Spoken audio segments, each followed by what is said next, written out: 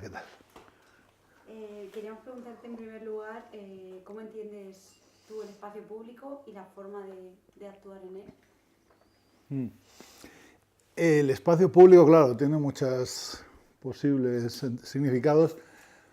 Yo creo que lo que interesa aquí sería el espacio público como lugar de interconexión social, ¿no? Que puede ser la calle o puede ser un espacio privado, pero de uso público, ¿no? En la época esta de Strugenbank nos interesaba mucho ese lugar de interconexión social como forma de conectar con la sociedad del momento. Entendíamos que los museos eran un punto, eran un lugar cerrado y que había una separación entre arte y sociedad, ¿no? Se había convertido en algo demasiado elitista por un lado y no había un contacto muy directo con la sociedad, ¿no? En este sentido, pues nos interesaba actuar en esos espacios, ¿no? El cambio de la relación con nuestro entorno, con el tema de las redes, con el tema de la globalización, bueno, con un montón de temas, realmente ahora estamos cada vez más alejados de la naturaleza, cada vez más alejados de nuestro entorno, el concepto de barrio cada vez es más difícil de mantener. Hay una serie muchas veces que se turistiza todo en la ciudad, en fin, todo este tipo de fenómenos está cambiando mucho todo ese concepto, ¿no? ¿Y cómo ves la actividad de Strugenbank en retrospectiva? ¿Qué visión tienes? Pues mirando hacia atrás, fue un momento, duró poco tiempo, apenas 3-4 años, digamos, realmente en activo. Fue muy intenso, en el sentido que hicimos muchísimas cosas y generó muchos movimientos. Y bueno, pues tuvo un impacto en ese momento en la sociedad española, ¿no? Vamos, salió mucho en prensa, teníamos mucho interés por parte de la prensa al no haber otro tipo de espacios y no haber otro tipo de alternativas. Entonces, tuvo interés, yo creo. Y desde la práctica artística, el espacio no solo se entiende como las infraestructuras apropiadas para la producción, exposición y promoción del arte contemporáneo, sino también como un espacio de reflexión donde se cuestionan ciertas ideas sobre el arte en consonancia con su contexto sociocultural. ¿Consideras el Madrid de los 90 un espacio propicio para...? En ese momento no había ningún tipo de apoyo. Digamos, había una promoción del arte que se estaba haciendo en Francia, en Inglaterra, en Estados Unidos, se extraían exposiciones con mucho bombo, pero nadie le interesaba lo que se podía estar haciendo en España al margen ya de los nombres consagrados, ¿no? Entonces, nosotros un poco la opción que tomamos fue el eslogan este de los punkis, ¿no? De háztelo tú mismo, ¿no? Y trabajamos desde la intuición, o sea, no planteábamos nada más allá de a ver qué sale. Y lo que intuimos, que vamos por donde intuimos que tenemos que ir, ¿no? De alguna manera, que tampoco éramos conscientes de eso, ¿no? Y de repente las universidades han empezado a lanzar hornadas y hornadas de jóvenes que se dedican al arte o que intentan. Hay una situación muy distinta, pero yo creo que peor, porque de alguna manera antes podría haber como una ilusión, y ahora hay como un desencanto, ¿no? Bajo mi punto de vista.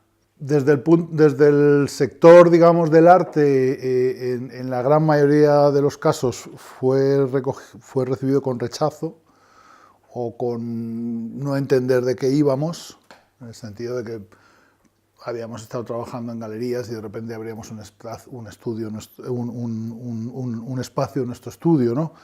Y esto, pues, gente no lo entendió, críticos lo criticaron, hubo gente que rechazó de pleno lo que habíamos hecho, y bueno, gente también que lo apoyó, lógicamente, ¿no?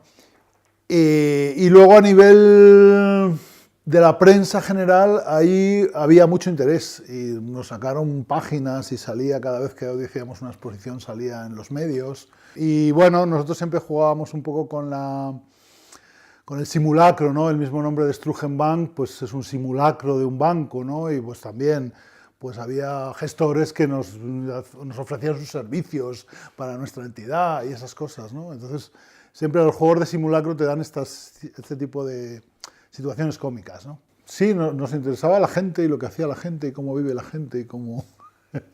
O sea, de alguna manera la problemática social nos interesaba bastante. Ahí de una cosa a la política, pues estás al lado, ¿no? Todo es político de alguna manera. Y el cambio de modelo de sociedad que en ese momento empezaba y que luego se ha ido desarrollando a lo bestia y que hemos entrado en la globalización y de repente pues España en ese momento se revolucionó en el sentido pues todo esto de la Expo del 92, que iba a ser el No Va Más, estaban ya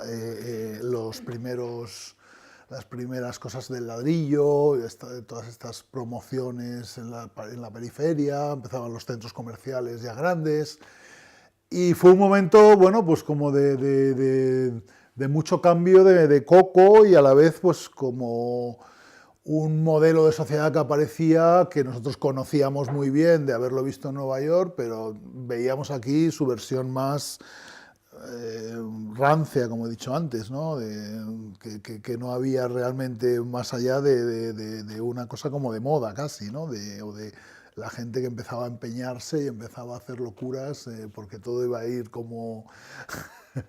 Entonces todo ese tema era el eje de nuestro asunto, ¿no? Cómo pasa una sociedad a otra. Ahí, bueno, pues estaba un poco el tema de la periferia, que tratamos mucho, el tema de las autopistas de circunvalación, lo rural y lo urbano, todo ese tipo de relaciones, ¿no? Hacíamos mucha cultura de bar y bebíamos como cosacos. Eso nos llevaba a una cosa lúdica del arte, ¿no? A un tomárnoslo todo bastante poco en serio. Pues el bar era como de alguna manera un espacio público, aunque fuera privado, pero era público, y nos interesaba mucho la decoración de los bares, sobre todo de los más tirados, y los personajes que había en ellos. Hicimos mucho retrato de gente, hicimos copias de cuadros que había en los bares, y utilizamos fotos de detalles. Entonces, pues era como un revulsivo frente a la España de diseño, la cosa que empezaba todo a estar diseñadito, cuidadito, limpio, impoluto, que tenía también un sentido con el arte que hacíamos y lo que nos interesaba, ¿no? Tuvimos todo tipo de respuestas, ¿no? Desde gente que le gustaba lo que le dábamos o lo que hacíamos, hicimos bastantes performances en la calle, que dábamos a veces papelitos y íbamos disfrazados. Luego hubo mucho rechazo, lógicamente, luego hubo casos de censura, como la exposición está en 5 casas, llegamos casi a las manos.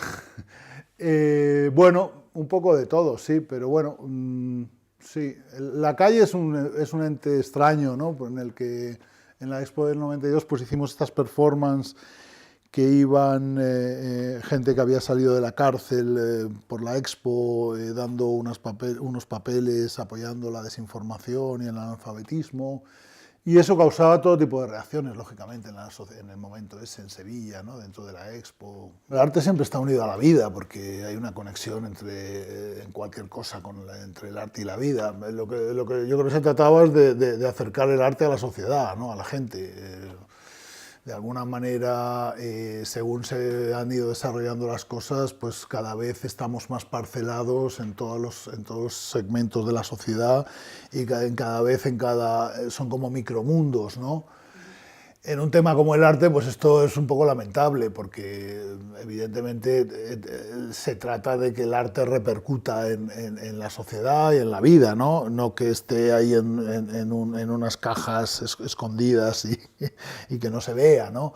Entonces, bueno, pues vimos que había un cambio importante en este sentido y nos interesaba por ahí el asunto. Yo creo que es fundamental y creo que sería importante que se apoyara cuando hay estas iniciativas económicamente de alguna manera, manteniendo la libertad que esas actividades necesitan tener, ¿no?